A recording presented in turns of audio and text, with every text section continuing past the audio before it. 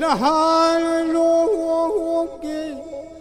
nong masuna taibang mapuna dina. Malemgi ariba phurup kanglup singi manungda ama oiriba mitai singna makhoigi yelhongaidagi leijaraklaba nat chanabi amadi top top saktam kaya na ngasisu sauthok na hinjaba phangli ngasigi malemda saukhutlavani haina leiriba phurup kanglup kayagi masagi asengba lon amadi mayek phawbu leitaba kaya yaudaba natte adubu piklaba aikhoigi iramdam manipurda ariba yelho phurup ama oina leirakliba mitai aikhoigidi maihorol hauna awangbu thaki wangulon kaya na yomlaba nat chanabi phijet chakcha amadi hauna lonchat kaya pukai chona leijarakli mayam sigi manungda tanjairon asisu amani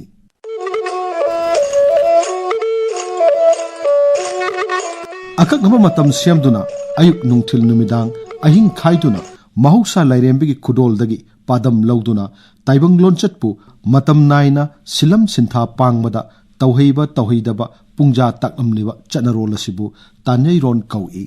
mamangai taibangpal siamduna khunthok tringai mafam pumnamakta ising ipak oine leirammi lainura taretna ipak thakta lei aduga laipung thong mapanna korong nomadonda leiduna leipak pitharakhi lainura taretna pitharakliba leipak singadu oktuna jagoi shaduna ising da haithaduna leithonli leipakna yamlaklabada ising mathakta leipung oina thingalai asum tauna thonbada leipung nipan surabada lainura taretuna leipung mathakta phamduna pothaki asumna pothaba nipalak surabada leipungsu humphumari surai leipung humphumari aduna pulap tillaga chawraba tayung panasi oiduna malem leisham lakhi miyoibana malem thak asida noma ona panduna nongmagi pung humphumari thokpagi saruk amabu pung kaui pung nipanbu yuthak kaui yuthak nipanna nongma oi maiba tanjairon kauba ariba khutni larik asi lamdamasida nongda lairen pakhangbagi mamangda palamba leinung lonja aribagi palem panthau yangdaubi anina malem leishemngaidagi leraklaba yuthak pungja mikup nahum pukning semduna matam pabagi maramda iramba lairikni tanjaibagi pochangdi ahanbada lairemba yangdauba amadi lairembi yangdaubi saktamani sagani tanjai pung mamai na matang panba ama thinnanaba phagang haibadi thinnanaba chai ama uri changmanaba kangin mayai hutpa nipan kangin mayai de lengnaba ligi asang chuna chai manba amasu yaugani phihau kairak manba amasu yaugani punglup tengot changmanaba ani maningda pikna hutpa yaugani ising hapnaba achawu patra amasu yaugani li aduda mayai hutlaba kangin nipan adu lengsillaga phihau kairak manbadugi makhong namada tingna punduna thambigani yangdaubi anigi asaba miren anidu tingliba ligi maikei amamamda haibadi kairaki makhong namada mayoknana liduna yanthaduna mayai phauna mapa chanana thamgani aduga yangdaubi anigi mayaiduda kangin nipandu lengduna lehengani matam pabagi mawongdi maning hutlaba tengot anidugi manungdagi ama ising haplaba achobu patra aduda thadagani tawhangani ahobada sanglakpa yurakliba isingna tengot adu hek thanduna luppada khulai thuna lokhattuna atopa tengot amadu sinduna tawhangani aduga yangdauba kauba lairembagi mirel adu kangin maru ama kalaga yangdaubi kauba lairembidugi maikeiromda thangjinbigani asumna punglupki tengot nipalak luppada yangdauba lairembasu kangil marudu kalaga nipalak yangdaubi lairembigi maikeida sangsilaktuna yangdaubiga mai onsinaduna thengnagani masigi thengnaba matam asibu yuthak ama kaui ahing loiduna nongalakpada tu hek ubada nongan pung yeigadabani madugi matungda tengot ama luppada taneibana pung amagi pungkhol ama yeigani anida anirak yeigani asum tawduna nipalak subada ayuki yuthak yeigani matungda amuk pung khudingi mathang yeibana nipan hek subada numit yungba yuthak yeigani masi yeiduna punglon makhol thoklingai matamda mi pumnamak mana tawromba sintha thadoktuna leigadabani hingchabigi matamni lai thoi haiduna miyamna kinai amuk makha satharaktuna mathang yeibana nipalak suba yutung yuthak haibadi numidang wairamgi yuthak kaui madugi mathang yerakpana nipalakta yasang pung numidang yuthak kaui matam asidati hakchang da hobatu uraroidabani tanyaibagi pung aduna yasang pung yairingai manungda mi pumnamak sintha thadokadabani hingchabagi matamni matamduda phattaba laisingna chatli mama mapa oibasingnasu numidang wairamda angangsingna sanarambadagi kauksinaduna layok tinoknaba matamni haina mamangaidagi ngasi phauba adumak chatnaduna lakli hairiba matam asidagi numidang haui madudagi mathang yaibana nipalak amuk subada numidang yuthak oi madugi matung amuk nipalak yaibada ahing haui matang sibu nongyai kaui masigi matung amuk yarekpana nipalak amuk subada nongalamda yuthak kaui matamasida ahing loire hakchangda tu hauba uragani asumna kangin nipandune lairembi yangdobine lengdana lairaga lairemba yangdobana tengkot ki punglup khudingi kangin amamam kansilaktuna lai anina thengnaba matam adubu punglup nipan sure yuthak ama kaure tengot punglup amamamna maitei pung ama kaui maitei pung nipanna yuthak ama oigani yuthak amaga hojik chanariba ghari gi pung ahumga managani aduga maitei pung amaga hojik chanariba ghari gi minute kuni thoiga second kunthraga managani yuthak nipanna noma oigani ghari gina pung kunmari na noma oigani masigi matangda imphal gi Sri Sri Govindaji complex ta laiba tanjai loisangi tanjai sanglakpa thongbam premjit mitaina asumna phongdokli maitai gi punglup humpu mari se nongmaga manei aduga maitai pungja ama hebasi tengkot tuna khogi tanjai sangi chawgraba patra tu gi manung ising lupa matamda minute kuni thuga second kunthraga manei maramaduna maitai gi pungja ama hebasi aikoina minute kuni thuga second kunthraga gari gi pungda managani yuthak ama hebasina gari gi pung ohunga managani maitai gi pungja hebasida kayana puriraga gari gi pung phangadagi haibadi maitai gi pungja da minute kuni thoiga gari gi minute kuni thoiga second kunthana puri salaga gari gi hujik mobile chaneri baje phangani gari gi pung minute second sida akoi gi minute kuni thoiga second kunthra jina yen thokpa matamda mitai gi pungja haibadu akoi tanai sangi pungji phangba ngamgani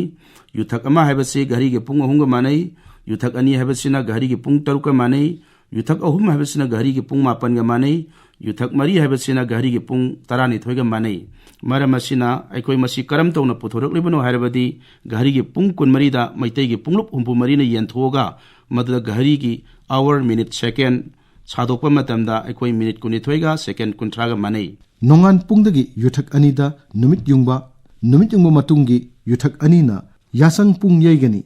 nongan pung yaibagi punglonga yasang pung yaibagi punglonga anisigi punglon manana yaigani punglon de dang da ahum lakna loiraga dang mari da lepkani numit yungbagi punglonga nongyagi punglonga aniasi amuk punglon managani punglon de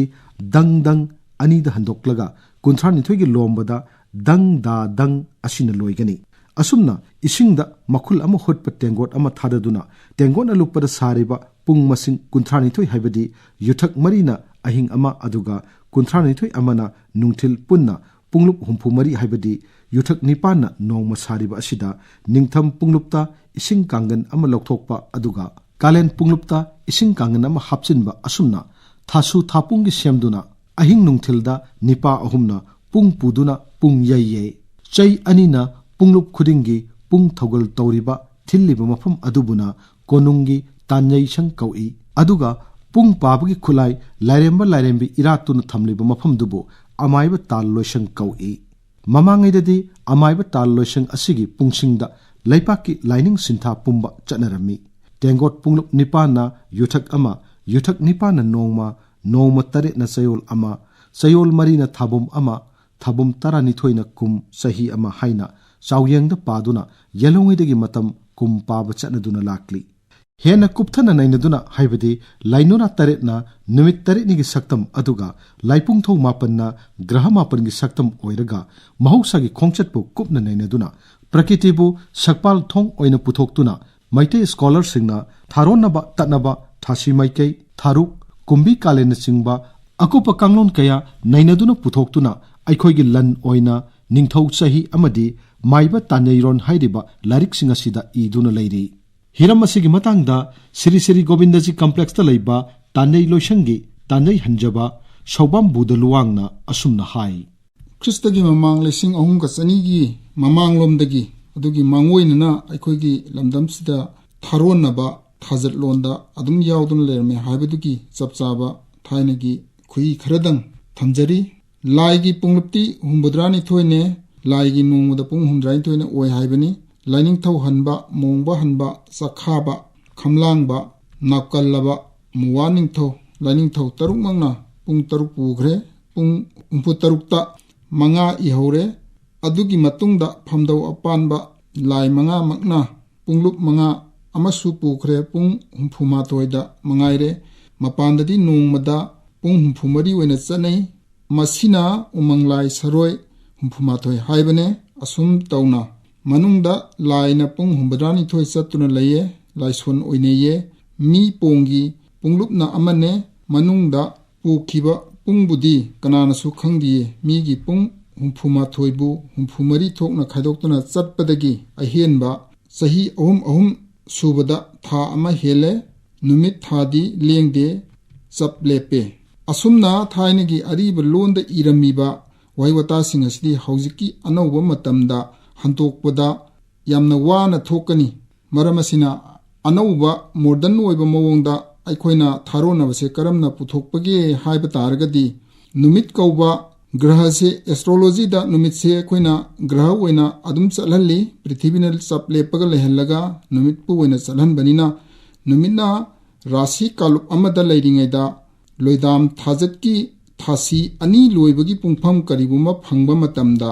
थारोनबसी हेक थोई मसिगी थारोनबसे था 32 मखाइ खुदिंगी periodical ओइना अदुमक लाई मसिगी नुमितना राशि अमदा लैरिङै थासी अनिगी लोइबगी पुंगफम अहानबा थासी अदुगी हेक लोइबा मतुंगदा लाकपा नोंगमा पानबा थबान अदुदा लैगदबा था मथंग मनावगी ममिंग अदुदा थारोनबा अहानबा था हाइना खंगनगनी अदुगा अनीसुबा थासीदुगी हेक मतुंगदा लाकपा था अदुना अनीसुबा थारोनबा था हाइना खंगनगनी लेबाक असिदा ममांगैदगी चनबी अमा ओइना चैरावबु निमित्ता लैनुंग लोंजा अरिबगी पलेम पंथौ ओइरिबा यांगदौबी लाई अनिसिबु चैरावबु निमित्ता अयुकी युथक अमा हौख्रबा अयुकी युथक अनिसिबु चंगलकपा मतमदा फिरोइ सुना होंगदुना हई लई कत्तुना नुंजेंग पुखरीदगी इसिंग सोक्तुना तान्यै पात्रगी इसिंग इनौ सिनगनी तान्यैबगी पुंग यैबना ताल काइना पुंग यैरबदि लैमनिंगथौ लैपाक मियाम अवा अना नंगी हाइदुना तान्यैबगी लोइसंगना पुंग यैबदा यामना सेक्शनना मिकुप नाहुम पुंगजा युथक काइखिदनबा सेक्शनना मतम पुंबदा पानदुना होनाई तान्यैबगी पुंगजा युथक असिना लेप्तना लाकपसिना नुमित 465 नुमिदांगी युथक अमा हौख्रगा अनिसुब युथक की मनुंगदा कुम सिनगदोरिबनी कुमगी लायन ताइगदोरिबनी अनौब सही हौगदोरिबनी हाइबसी खंगलिबनी मरम अदुना चैरावबा अमदि चैथाबगी पुंगफम खेनफम मतम चाना पीबा ngamलिबनी मैतैगी इपा इपु सिंगना थंबिरमलिबा मतम पाबगी अमदि कुमलोन पाननबा थमलमलिबा ममल यामलबा लन्नसिना ताक्लिबदी अखोइगी इपा इपु सिंगसिना ख्रिस्तगी ममांग सही लिसिंग अहुम चानीगी ममांगदगी मतम पाबगी कांगलोन असि कुपना खंगदुना सिजनबा हौरमले ताकपनी हिंदू सिंगना चैत्र बैशाख था सिंगी ममिंग सिजनगदबा सही लिसिंग अमा हेन वाटलिंगैदगी मणिपुरदा कोरौ नुमित की मिंग नोंमाइजिंग निंगथौकाबा लोइदाम थाजगी सजिबु कालेन असिना सिंगबा था सिंग असिगी ममिंग सिजनरकले हाइबसु ताकली